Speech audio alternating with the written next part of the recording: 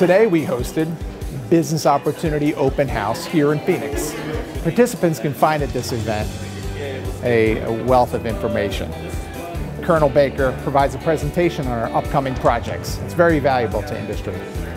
There's breakout sessions of all of our program chiefs. You're able to engage them directly.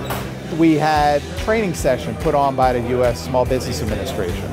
There's also Apex accelerators that provide free counseling to small businesses wanting to get into the federal government. It's SAME Phoenix Post that is a cadre of other like businesses that support each other doing business with the Corps of Engineers. It was very organized, even though we had a lot of people come in.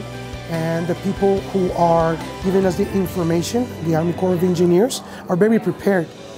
And that gives us a sort of confidence in moving forward. I'm very excited right now. I'm ready to go and rock and roll this baby, getting those contracts in the procurement and being very competitive with some of my friends that are here too as well. So it's important for senior leaders to be here at this event to show how important it is for that dialogue, for that networking between us and the contractors, because us together, we play a critical component of delivering our program for local communities. This is the largest attended open house for Los Angeles District.